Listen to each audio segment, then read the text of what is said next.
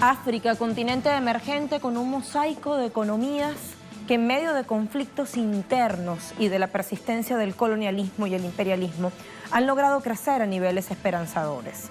En un año de profundos contrastes y de mostrarse como un continente donde todo es posible, como fue 2018, 44 de sus 55 países firmaron el documento fundacional de un tratado de libre comercio tan ambicioso como histórico y un protocolo para la libre circulación de personas. Y para que ello ocurriese, tuvieron que pasar 8 rondas de negociaciones desde 2015 hasta 2017.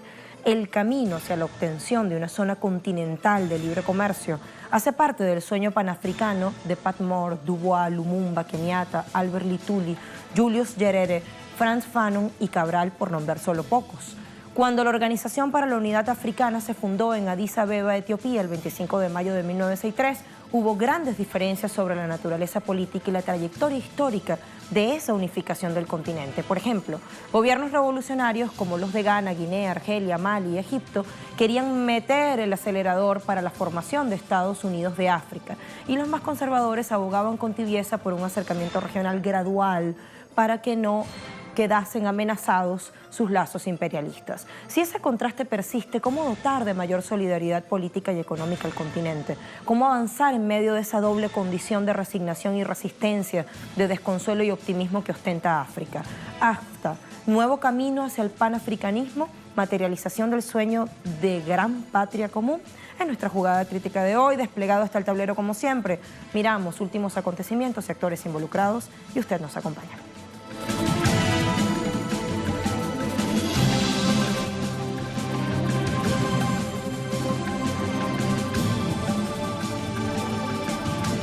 Según Naciones Unidas, de los 48 países más pobres del mundo, 36 son africanos. Nigeria, República Democrática del Congo, Mali, Burundi, República Centroafricana, Somalia, Sudán del Sur y Libia son los países con guerras y conflictos abiertos, y además se viven situaciones muy críticas en Sudán, Eritrea y Mozambique. Y sin embargo, África se mueve, y vaya que lo hace. El 21 de marzo de 2018, 44 de los 55 países que hacen parte de la Unión Africana se reunían en Kigali, Ruanda, y firmaban el Tratado de Libre Comercio Africano, AFTA en inglés. El documento se llama exactamente Acuerdo para establecer la zona de libre comercio de África continental. Los jefes de Estado y gobiernos africanos ya habían declarado esta intención en el Plan de Acción de Lagos en 1980, y 11 años más tarde el Tratado de Abuja establecía la Comunidad Económica Africana, y desde entonces no se había logrado mucho más, excepto esa celebrada Agenda 2063 que recoge la visión panafricana a través de aspiraciones como lograr un África próspero que esté basado en el crecimiento inclusivo y desarrollo sostenible. Las reformas institucionales son una necesidad imperativa. De hecho, es consistente con el acto fundacional de nuestra Unión. La Unión Africana, debe recordarse, fue creada para acelerar el proyecto de integración económica y unidad política que está en el corazón del panafricanismo. Dijimos al comienzo una sigla, AFTA, que es en inglés justamente este tratado que estamos teniendo hoy en nuestra jugada crítica. ¿De qué va? ¿Qué es? Ahondemos en el mapeo de esta jugada. Acuerdo de creación del Área Continental Africana de Libre Comercio, o AFTA por su sigla en inglés. Fue rubricado por 44 de los 55 países africanos el 21 de marzo de 2018 en Kigali, Ruanda. Con él se prevé la creación de un mercado único, un área común de libre circulación de personas y una unión monetaria en una geografía que totaliza una población diversa de 1.200 millones y en la que se habla español, inglés, francés y árabe, además de las distintas lenguas africanas. Se espera que en 2050 el número de habitantes suba a 2.000 millones y medio, con lo cual África podría ser el continente con mayor cantidad de población trabajadora del mundo. Este acuerdo pasa por la fusión de un Producto Interior Bruto combinado de 2.5 billones de dólares. Su desarrollo fue acordado en enero de 2012 por la Unión Africana. La idea es elevar exponencialmente el crecimiento industrial, generar empleos, reducir la dependencia de las exportaciones de materias primas que tanto caracteriza a las economías africanas y aumentar el comercio entre los mismos países del continente desde el 20% actual hasta 60% para 2022. Kenia y Ghana fueron los primeros países en depositar los instrumentos de ratificación el pasado 10 de mayo. Los parlamentos de Sudáfrica y Togo ya hicieron lo propio en diciembre último. Y con esas dos aprobaciones suman 15 y solo faltarían 7 para las 22 requeridas, más la definición de algunos protocolos y anexos para que sea una realidad el sueño africano de crear un mercado singular para bienes y servicios que de materializarse sería la mayor área de libre comercio en número de países participantes desde la constitución de la Organización Mundial del Comercio. Refiere la revista ONU África que al entrar en vigor el AFTA se establecerá una zona libre de aranceles que elimina tarifas aduaneras al 90% de los productos y reduciría aranceles que hoy se ubican en 6,1% en promedio. Agroindustria, productos agrarios e industrias de bajo valor añadido han despertado sensibilidades especiales en el proceso de negociación y la mayoría ha preferido reservar un margen de maniobra al respecto. El concepto de unos Estados Unidos de África existe desde 1920 y uno de los más fervientes promotores de la unidad intraafricana fue el líder libio Muammar al-Gaddafi, derrocado en 2011 con la participación de fuerzas guerreristas de la OTAN y posteriormente asesinado. Sitios digitales que nos aportan algunos elementos. Prensa Latina, la innovación es clave para desarrollar la infraestructura, esto lo dice la Unión Africana. El pasado 5 de diciembre, a través de un comunicado, la Unión Africana subrayaba que los gobiernos del continente deben proponer enfoques innovadores para movilizar fondos que financien el desarrollo en materia de infraestructura. A consideración del organismo, algunos de los mecanismos útiles en ese sentido podrían ser utilización de fondos de riqueza soberanos de quienes han migrado y del capital privado. Según esta organización, las necesidades de expansión infraestructural en África son sustanciales y van más allá de lo que pueden proporcionar los donantes, los bancos de desarrollo regionales y multilaterales. Y esto, sin duda alguna, es desafiante para la unidad continental, se lee en el comunicado. Y como estamos hablando de unidad continental, esto es importante. En umoya.org, Comités de Solidaridad en África Negra o en el África Negra, Zona de Libre Comercio de África Continental, perspectivas y problemas para la realización.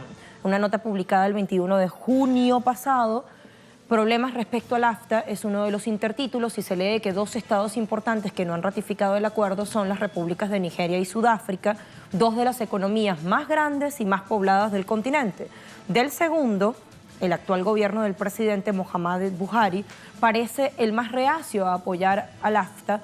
El cabeza de Estado de Nigeria no fue a la reunión en Kigali debido a presiones internas. Los informes indican que había una fuerte objeción para suscribir el acuerdo de parte de la Manufacturing Association of Nigeria y del Nigerian Labour Council, que aseguraban que algunas medidas del AFTA debilitarían las industrias locales y eso llevaría a pérdidas de empleo. La oposición laborista cree que la reducción de las tarifas aduaneras del mercado al 90% resultaría en un gran influjo de bienes de consumo que podría debilitar mercados locales. También Nigeria quiere desarrollar otras industrias de la economía nacional que incluyen los productores agrícolas de arroz y sectores avícolas junto con el Foro Nigeriano de los Gobernadores. Bueno, ahí están los alegatos de Nigeria. En el caso de Sudáfrica dice que necesita más evaluaciones de intereses nacionales y consultar en casa.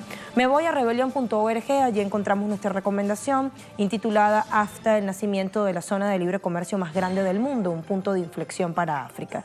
Es de la autoría de Odomaro Mubangisi, profesor, decano del Departamento de Filosofía, editor del Boletín de Justicia, Paz y Medio Ambiente, Instituto Franciscano de Filosofía y Teología Capuchino. Y se lee que con el cambio de los objetivos del desarrollo del milenio a los objetivos de desarrollo sostenible, se ha establecido en África un nuevo enfoque que se centra en un desarrollo sostenible, integrado y coherente.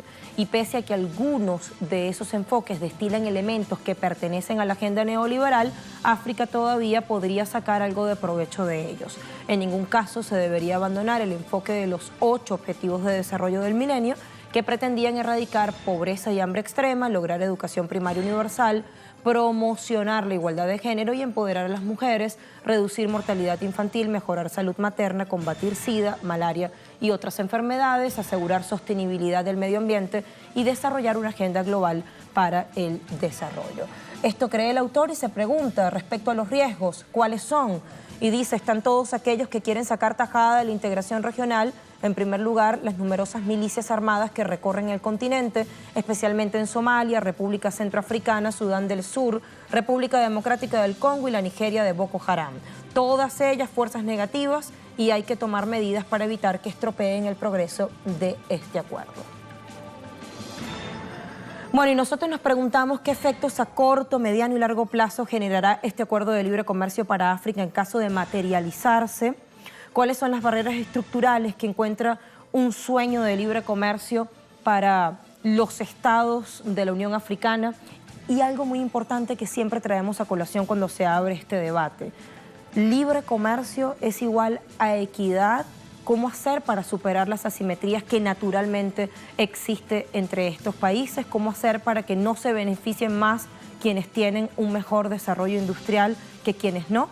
Eso lo vamos a preguntar nuevamente a nuestro invitado o a nuestros invitados, porque son dos en esta jugada crítica. Primera pausa y ya venimos, no se aparte.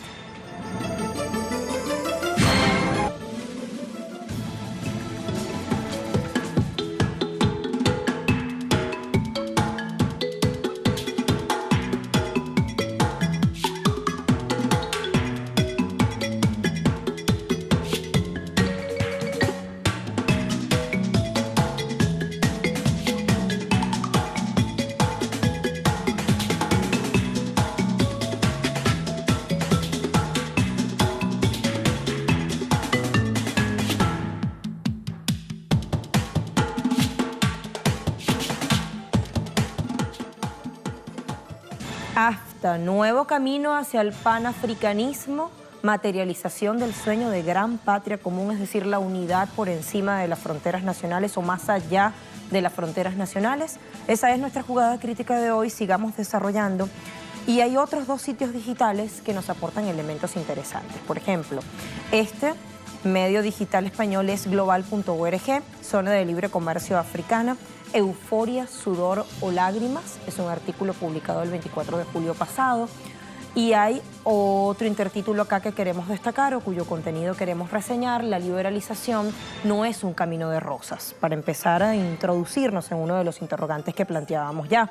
Pese a la expectación levantada por el acuerdo, lo cierto es que por el momento la firma del 28 de marzo no pasa de un gesto político que puede o no tener consecuencias reales para el comercio africano. En primer lugar, porque como ya se ha destacado, el nivel de ambición inicial no garantiza prácticamente nada. En cómo se defina la liberalización progresiva del restante 10% de productos estará la clave de este descenso arancelario. Por otro lado, en el caso africano, el comercio interno se ve afectado mucho más por otros factores como infraestructuras y medidas no arancelarias, asuntos que todavía tienen que ser discutidos y que han sido el principal freno en otros procesos de integración o de unidad en el continente. Importante esto. Y Diario Financiero lo titula El futuro del libre comercio. Se lee acá, al renunciar a su papel de liderazgo global, Estados Unidos ha perdido la confianza de sus aliados y de sus socios más cercanos y le ha entregado un regalo a sus adversarios. En este escenario, la Unión Europea o China podrían suplantar a Estados Unidos como el creador de reglas global, o no habría ningún creador y el orden internacional estará gobernado sin rumbo. Es demasiado pronto para decir qué escenario tendrá lugar, pero algo es claro. El nacionalismo, el nativismo y el proteccionismo están en aumento. Las inseguridades económicas, así como una creciente sensación de soberanía perdida, han contribuido a un grado sin precedentes de polarización política y no solo en Estados Unidos. Bueno, este acuerdo toca lo concerniente a la movilidad humana.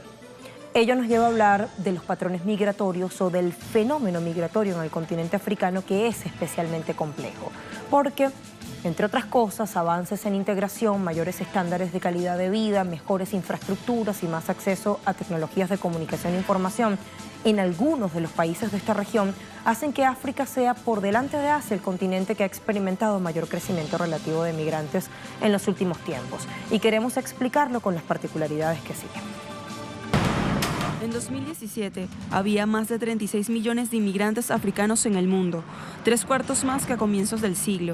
Esta cifra convierte a África, pese a su gran tamaño y población, en el continente que menos inmigrantes origina, salvo América del Norte y Oceanía. Solo 14% de los inmigrantes en el mundo son africanos. De hecho, más de la mitad de los africanos que viven fuera de su país de origen lo hacen en otros países de África. Si no se contase el Magreb, la cifra ascendería hasta los 3/4. Según una investigación publicada en el sitio elordenmundial.com, la mayoría de los africanos solo migra si tiene capacidades y aspiraciones personales para ello. Y es que ciertamente conflictos internos y desastres naturales fuerzan a millones a migrar de países africanos, y de hecho África es el continente con mayor cantidad de refugiados, con 6,5 millones de 2017, y de desplazados internos con más de 12 millones para el mismo año. Pero también es verdad que estudios actuales refieren que la mayoría migra dentro de las fronteras estatales o hacia países aledaños, y solo una pequeña parte emprende viajes hacia el norte en búsqueda de suelo europeo, aun cuando la percepción generalizada podría no coincidir. Además, el grueso que migra no está integrado por población pobre, sino por la población que ha logrado cierto poder adquisitivo, alfabetización y conocimientos cualificados, que le permiten asumir los costos de un desplazamiento en condiciones dignas y la adaptación en un lugar de mayores oportunidades. Los más pobres, en cambio, tienden a migrar menos y lo hacen hacia naciones más cercanas. Igual aplica en términos de países, los que han adquirido mayor grado de desarrollo con los que emite mayor número de migrantes, y la migración, en este caso, estimula el aumento de recursos materiales disponibles, redes sociales, educación y conocimiento. Por ende, es favorecedor al desarrollo. Entre los factores que motivan la migración están indudablemente los económicos y políticos, búsqueda de empleo y más oportunidades profesionales, calidad de gobernanza, inseguridad, discriminación, conflictos, etc. Pero también entra en la jugada los aspectos socioculturales como sistemas educativos, disponibilidad tecnológica, redes, normas culturales, idioma, etnicidad y contactos en el exterior, además de las características personales y familiares de cada migrante. Se suman también las condiciones medioambientales y climáticas, densidad poblacional, acceso a servicios, marco legal y capacidad de acogida en países destino. El NAFTA será clave para reemplazar restricciones de visados por un visado de llegada para todos y en todo el continente. También para hacer que ese vital recurso humano que se moviliza ponga al servicio de una suerte de patria grande sus habilidades, sus conocimientos e ideas, sus empresas y negocios. Bueno, enlazamos a continuación con nuestro invitado para analizar estos puntos que hemos ido activando en esta primera parte de la jugada crítica. Nos espera en Argentina para esta conexión Ernesto Matos, economista y analista internacional. ¿Cómo estás, Ernesto? Bienvenido y gracias por atendernos como siempre. Quiero que primero hablemos de los efectos a corto y largo plazos a partir de los ajustes que suponemos tendrán que hacer los países una vez se active esta hoja de ruta común. No, bueno, los efectos económicos a corto plazo son un crecimiento, obviamente, en las ventas internas. Uno puede decir que se va a juntar a más de 1.200 millones de personas, casi el equivalente a la población de la India y China, digo, si es comparable con estos países.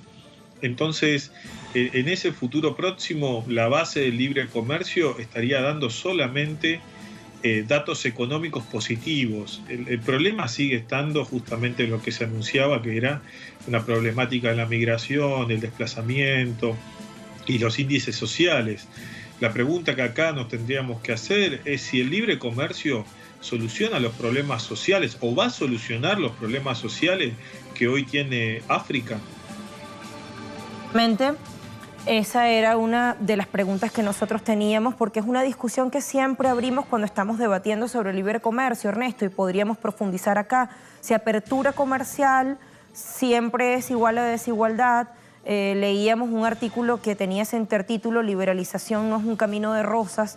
¿Cómo se superan las asimetrías? ¿Cómo hacer para que países industrializados, por ejemplo, Sudáfrica o Kenia, no se beneficien más que el resto, que lo está menos, y para que, digamos, no se queden con la mayor tajada de los beneficios, y para que tampoco sean tan afectados aquellos que están al margen o, digamos, no tienen tan desarrolladas sus capacidades productivas propias? Sí, a ver, entre los principales países que son Sudáfrica, Egipto, Marruecos, Kenia y Nigeria, solamente entre los 10 principales que destinan de su Producto Bruto Interno a salud, en el 9º puesto aparece Sudáfrica. Los demás países ni siquiera aparecen en lo que es los datos económicos de salud en África. Por otro lado, estos 5 países, los principales, Sudáfrica tiene un endeudamiento del 144% del PBI, Egipto del 76, Marruecos del 46.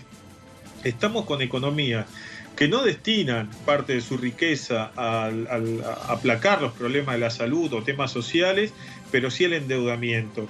Y en ese contexto, la solución del libre comercio solamente va a favorecer a las grandes empresas transnacionales que se dedican a comerciar oro, plata, petróleo, diamantes, a lo que sería economías agroindustriales también.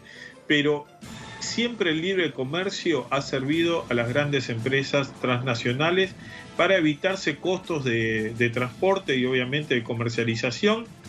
Y en este contexto de avanzar en un área de libre comercio, Nigeria es el primero que pone un poco el parate y un poco más de tiempo para pensar esto, porque Nigeria obviamente potencia petrolera y obviamente parte del grupo de lo que es la OPEP y los que no son miembros de la OPEC, de los principales países petroleros, tendrá que ver si conviene o no para su economía esta área de libre comercio.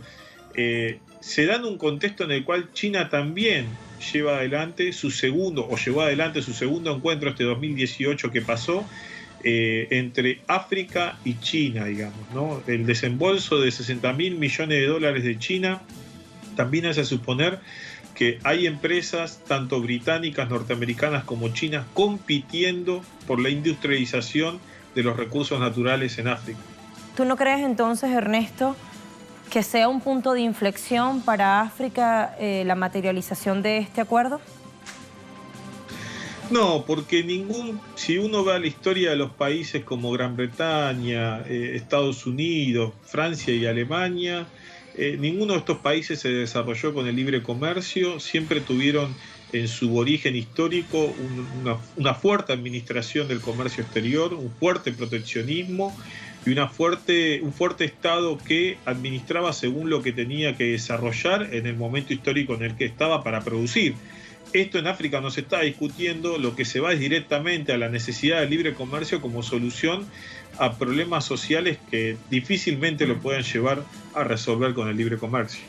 Quiero preguntarte entonces qué sí sería la solución para hallar, o mejor dicho, qué sí permitiría solucionar estos problemas tan complejos que caracterizan a ese mosaico de economías como describíamos al comienzo, de un continente emergente con esa doble condición, ¿no?, de colonialismo, de imperialismo, que son ataduras que todavía persisten, pero también rico en recursos, no solamente los naturales, sino también en recurso humano. Bueno, en eso me parece que África tendría que recuperar su tradición nacionalista, la experiencia de Tomás Sankara en Burkina Faso, lo que era la ex colonia de Voltaire, lo que era la ex colonia francesa, Amílcar Cabral en Guinea-Bissau, Lumumba en el Congo, lo que sería el referente Frantz Fanon para Argelia. Son distintas tradiciones que han mostrado que la necesidad de la unidad tiene que ver con un nacionalismo en un contexto histórico en el que hoy tenemos a las principales potencias europeas, y en este caso la asiática como China, codiciando esos recursos naturales para la industrialización, lo que históricamente se ha disputado cuando las potencias tratan de dividir los continentes. Lo que pasa es que ahora han podido filtrar a través del colonialismo económico esta idea de que el libre comercio es la solución a todos los problemas, y la realidad es que hoy estamos viviendo un mundo de libre comercio y ninguno de los problemas se ha solucionado. Y te pregunto, ¿cómo ves tú también esa disputa? Vamos a avanzar un poco más adelante sobre eso, pero quiero tener tu visión como economista, Ernesto. Esa disputa que hay en ese terreno fértil entre dos potencias, Estados Unidos y China, que se disputan nada menos que el primer lugar o la primera economía del mundo. Bueno, sí, en África se ve más que evidente, digamos, ¿no? China lo que está invirtiendo es en infraestructura, está invirtiendo en caminos, está invirtiendo en empresas que procesan estos recursos naturales, y Estados Unidos y Europa todavía sostienen y mantienen sus bases militares, tanto francesas como norteamericanas, desplegadas sobre el territorio. Por eso no es de extrañar que este problema o esta solución económica no tenga un acompañamiento por parte de los intereses norteamericanos en África. Por eso hay que ver hasta dónde el impulso chino en términos económicos de desarrollo de África, combinado al desarrollo de lo que va a ser la economía china, no entra en contradicción contra los intereses norteamericanos, que es la de sostener una África primaria, digamos, ¿no? Y que por ahí se puede favorecer por esta área de libre comercio, pero hay que ver el límite del desarrollo africano, si lo va a hacer al estilo del acompañamiento norteamericano o al estilo de un desarrollo desigual combinado con China. Quiero preguntarte, Ernesto, ya hay bloques comerciales que compiten, a veces incluso hasta se solapan entre sí, vigentes en África, ¿no? Por ejemplo, está la Comunidad Económica de Estados de África Occidental y la Comunidad del Este de África o Comunidad de Desarrollo Sudafricana. ¿Qué ha pasado que no han sido exitosos estos mecanismos?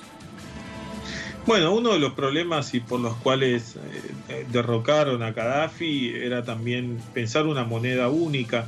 Todos estos espacios que tratan la unificación de un continente que tiene más o menos una cultura similar precisan de una moneda de intercambio. Y esa moneda de intercambio se iba a basar justamente en el principal recurso que tiene África, el petróleo. A esta idea sobrevino después la caída de Gaddafi. Obviamente la unidad panafricana iba a ser con una reserva monetaria atada al petróleo. Y obviamente eso también pone en cuestionamiento la hegemonía del dólar. Entonces, así como China y Rusia buscan otras formas de intercambio, África también intentó esta forma de intercambio basada en esas instituciones de desarrollo económico, con el apoyo de Naciones Unidas, pero obviamente esos proyectos quedaron truncos. Ese sería el otro interrogante, ¿no? Que sin esta área de libre comercio, ¿por qué no se discute una moneda única y cuál sería el valor al cual estaría atado, digamos, ¿no? Al oro, al petróleo? Entonces, esto pareciera un poco fuera de la agenda. ¿Y tú crees, Ernesto, que sí o sí se va a concretar o se va a materializar este acuerdo? Ya está suscrito por 44 países de 55 de la Unión Africana ese acuerdo o documento fundacional, pero digamos que todavía la iniciativa necesita de la ratificación de 7 parlamentos de respectivos 7 países más para completar esos 22 necesarios.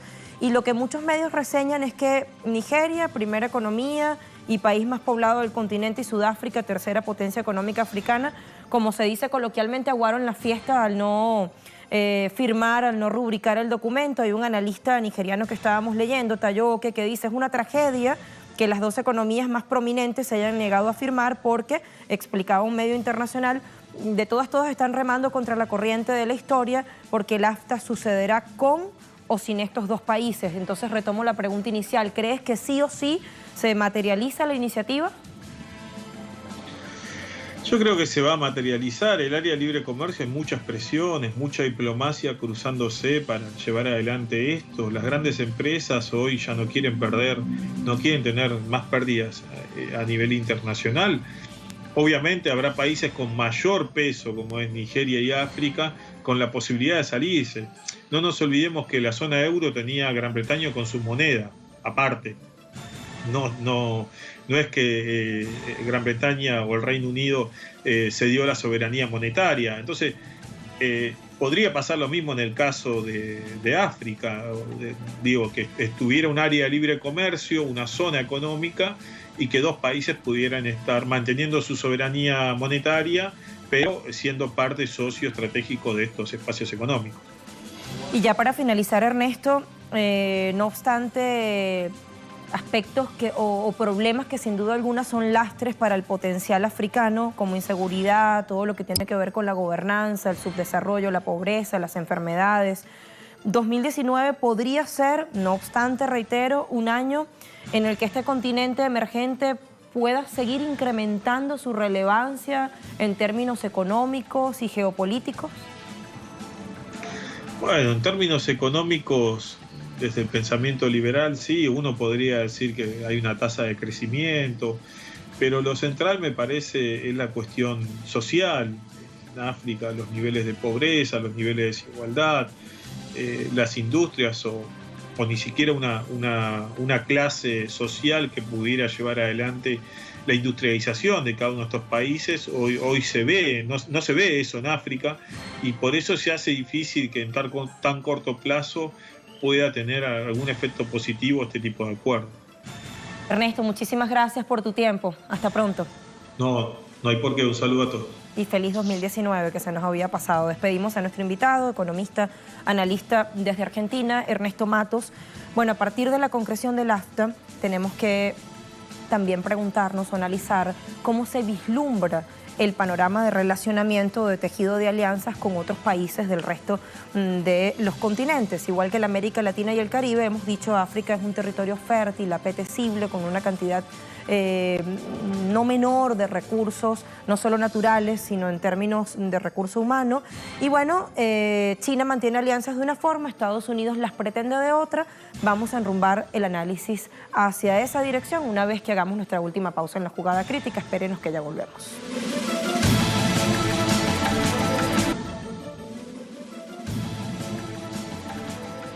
AFTA, nuevo camino hacia el panafricanismo, es nuestra jugada crítica de hoy. Estados Unidos, que contempla el despegue asiático y el fortalecimiento chino en África, no quiere perder pie en este territorio ante Beijing. Otro punto que se suma cuando nos referimos a las alianzas y distintas formas de relacionamiento de este continente emergente con otros países del mundo. Revisemos a continuación. En agosto de 2014, Barack Obama impulsó una cumbre USA-África en Washington, a la que asistieron presidentes de 47 países africanos. Era un claro mensaje de que Estados Unidos no iba a resignarse a los cambios que llegan de Oriente e iba a disputar a China su presencia en el continente afro.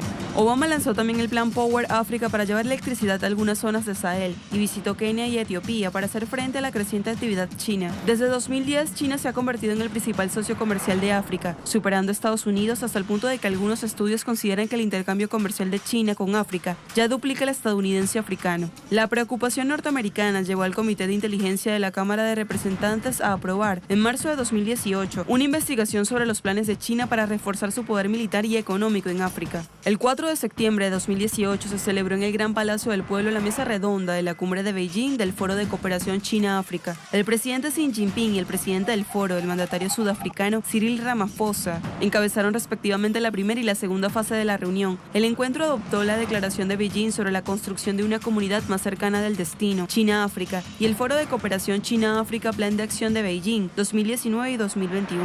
La administración de Trump aprobó finalmente el 13 de diciembre un plan denominado la Nueva Estrategia para África. Sin embargo, después de su presentación por el consejero de Seguridad Nacional, John Bolton, analistas lo vieron como un documento estancado en la política de Guerra Fría, más orientado a combatir a China que verdaderamente ocupado de África. Y es que China es uno de los socios más importantes del continente africano, luego de Estados Unidos y Unión Europea. Principalmente en el África subsahariana ha desarrollado grandes proyectos en infraestructura, construyendo trenes, carreteras, embalses, viviendas, hospitales y en la explotación de hidrocarburos y minerales. El comercio entre China y esta región de África ha sido hasta ahora de 220.000 millones de dólares y tiene proyectado para el 2020 que sea de 350.000 millones de dólares. Por su parte, Estados Unidos mantiene un comercio con África de 37.000 millones de dólares para 2018. Sumamos a quien nos acompaña amablemente en nuestro estudio, Eric Splinter, documentalista y analista. ¿Cómo estás, Eric? Muchísimas gracias por estar acá. Gracias. Eric, hablemos primero de la estrategia de Estados Unidos, específicamente del presidente Donald Trump y su equipo para este continente, que varios analistas han referido, como escuchábamos en el contexto, que más que estar dirigida a la propia África, al desarrollo compartido, está dirigida a atacar a China, porque Estados Unidos, sin duda alguna, no acepta el multilateralismo. Yo creo que uno de los países pues, más asombrados frente al despegue o la posibilidad de despegue africano es los propios Estados Unidos. De hecho, yo creo que el documento de diciembre es un documento que tiene un nombre muy retórico, o sea, nueva estrategia, pero de estrategia tiene muy poco. O sea, la verdad es que yo pienso que la Casa Blanca tiene que hacer horas de trabajo voluntario para poder trabajar un poco el tema africano. Siguen manteniendo en el mismo documento presentado por John Bolton todo un lenguaje de Guerra Fría, donde solamente se ve a África como un territorio a controlar, sobre todo por la ruta de la África, digamos, pegada al cuerno de África, toda la ruta de la energía, etc. son bases militares. O sea, Estados Unidos trabaja con gran negligencia el problema africano. Creo que se sorprende frente al despegue de China, que relativamente tiene relaciones con África de hace poco, es decir, en términos de Estado, quiero decir. Hay experiencias, incluso con la Ruta de la Seda, hay experiencias, hablo de la histórica Ruta de la Seda, hay experiencias de comunidades africanas en el sur de China, pequeñas comunidades. Pero quiero decir, el despegue de las relaciones con China y Rusia en última instancia, Rusia también está participando un poco de este desarrollo africano, coge sorprendido como un gran movimiento geoestratégico de la propia China y que se les manifiesta a los norteamericanos como un gran peligro, no solamente en China, en América Latina también. Ahora, Estados Unidos, la política que ha seguido ha sido la del UNIFREECOM, o sea, la Agencia de Seguridad norteamericana. El documento se lee incluso en Heritage Foundation, en la Sociedad Conservadora Norteamericana, y solamente habla del avance chino en términos de hegemonía continental. Ahora, de ahí también salen los ataques a China. Eso busca también la idea de crear la idea general de que China tiene un imperialismo extractivista en África, visto solamente desde ese punto de vista.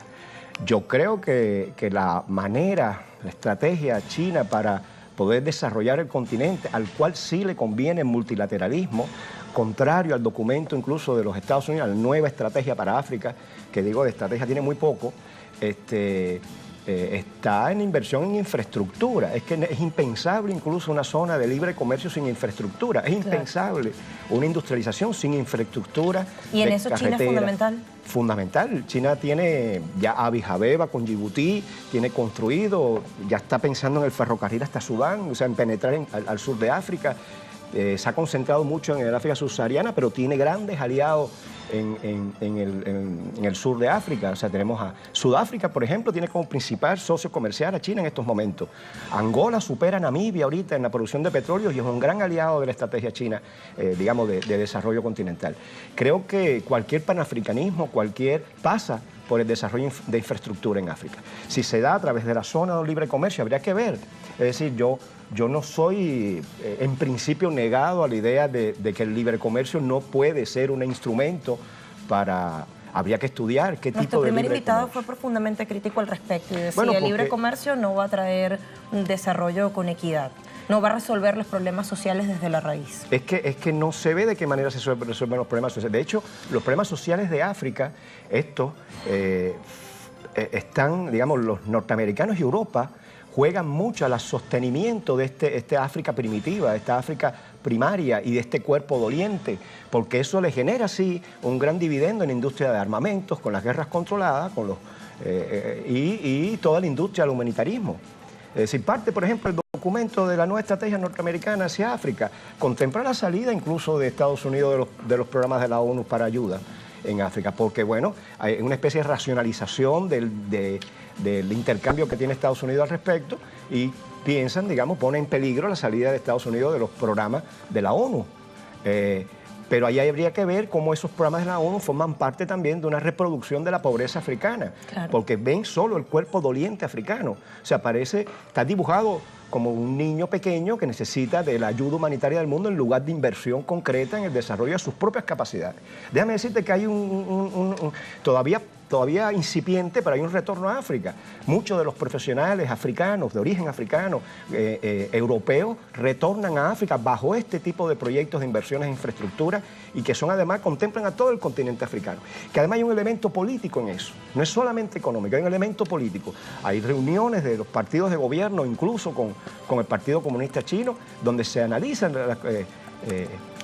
se analiza el futuro africano. Yo creo que hay dos cosas que dijo Matos, que son clave. Yo sí creo que en esta discusión de la zona de libre comercio hay cosas pendientes, como el problema de la moneda y el problema de la deuda de los países africanos. O sea, ¿cómo se va a resolver el problema? No puedes empezar ese tipo de relación con esas deudas que son más del 100% del PIB de los países. Entonces, digamos, hay que desarrollar el PIB y hay que hablar de la deuda africana y hay que hablar de la moneda. Hay países africanos todavía discutiendo el tipo de moneda por el por la cambiabilidad en divisa norteamericana. Ahí hay un problema. Pues. O sea, incluso con la Unión Europea se presentó ese problema. O sea, ¿qué tipo de moneda pudiera servir de intercambio con las otras divisas? Y bueno, el forcejeo de Alemania, el forcejeo de Inglaterra, incluso para mantener su independencia monetaria, y no se creó una moneda, o sea, una moneda despegada del valor de estas divisas nacionales, de estos bancos nacionales.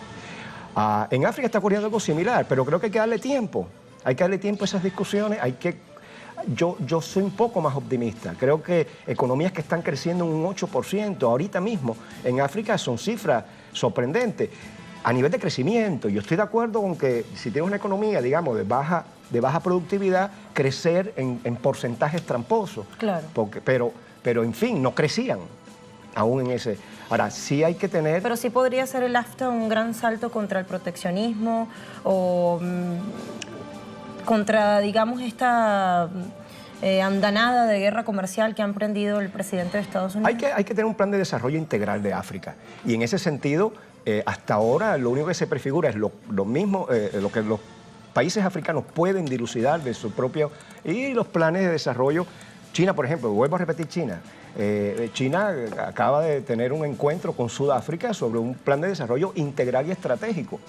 Es decir, que pensado para África, no pensado para la propia Sudáfrica, porque se necesitan para poder salir de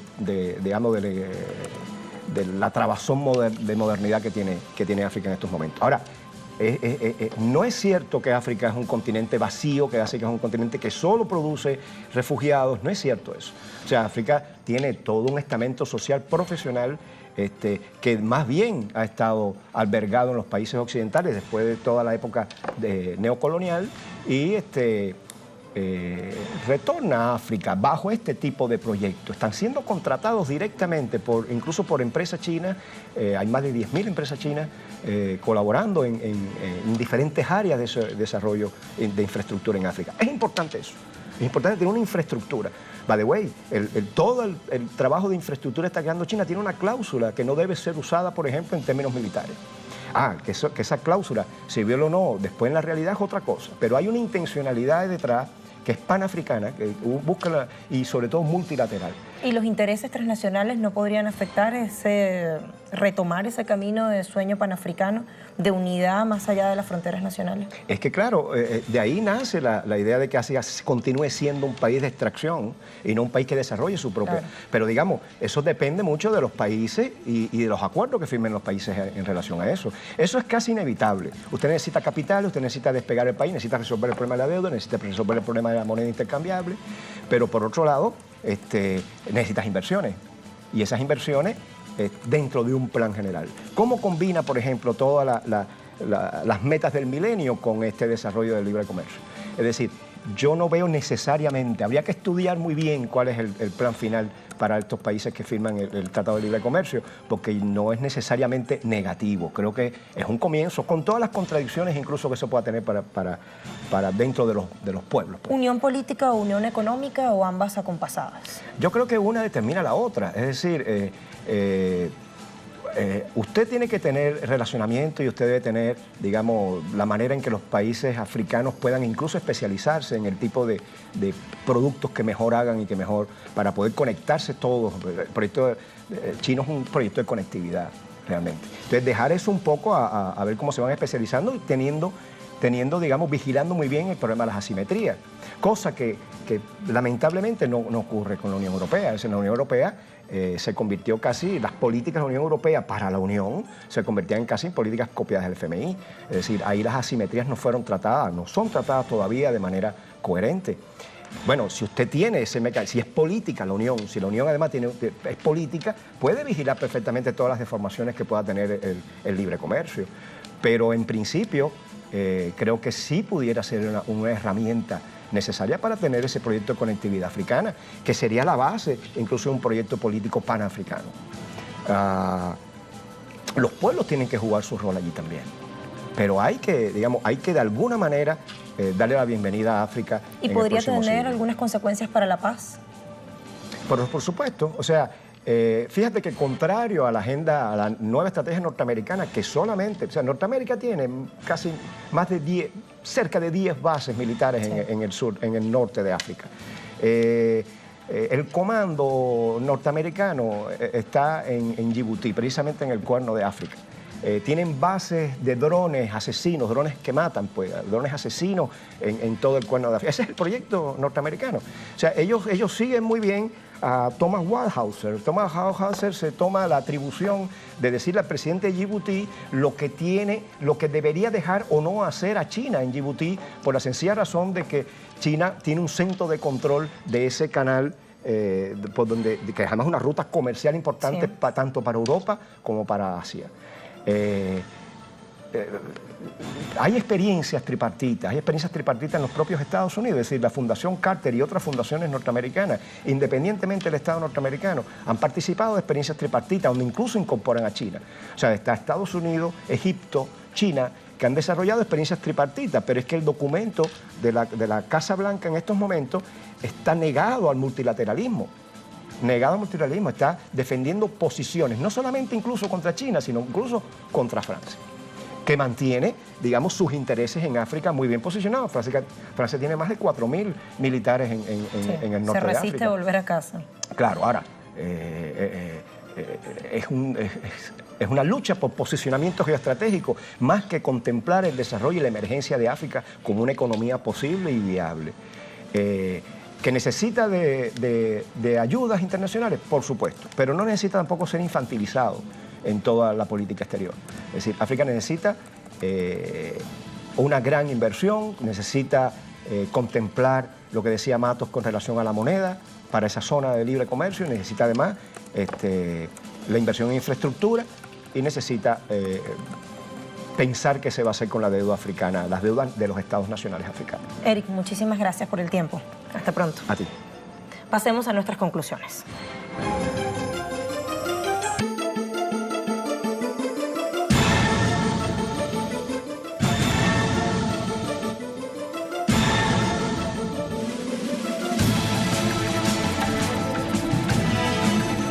En una conferencia en La Habana, Cuba, se reunieron los delegados de 82 países del mundo y los representantes de organizaciones políticas revolucionarias en abierto desafío al imperialismo en América Latina y el mundo. Los objetivos apuntaban a luchar. Plan de desarrollo integral y estratégico pensado para África como economía posible y viable, un continente o un territorio vasto y rico en el cual expoliación y depredación no son época pasada. Infraestructura, deuda, moneda única, inversiones son tópicos fundamentales a resolver. Y vale hacerse la pregunta, ¿la necesidad de superar el dominio del capital financiero internacional será acaso la mayor barrera estructural que encuentra este proceso? ¿Cómo puede el AFTA beneficiar a largo plazo los intereses de trabajadores, campesinos, jóvenes a través del aumento de sus ganancias o de su poder adquisitivo, estándares de vida y niveles educativos? Y en el caso de las alianzas, bueno, China prosigue su apuesta estratégica por la colaboración con países de todo el planeta, asegurando mutuo beneficio, rehuyendo enfrentamientos, trabajando por la distensión, porque necesita de un entorno pacífico para afianzar su desarrollo económico y consolidar el socialismo chino. Consciente de que Estados Unidos no quiere renunciar a sus prerrogativas imperiales y sigue negándose a un trato entre iguales. Mientras China quiere evitar la extensión del incendio de Oriente Medio por el mundo, Estados Unidos utiliza la guerra como instrumento para imponer su dictado o sus dictámenes hegemónicos. Así llegamos al final de esta jugada crítica. Gracias como siempre por acompañarnos, por confiar en nosotros. Nos vemos una vez más a partir de las 12:30 hora local, Caracas, Venezuela. Sigan en sintonía.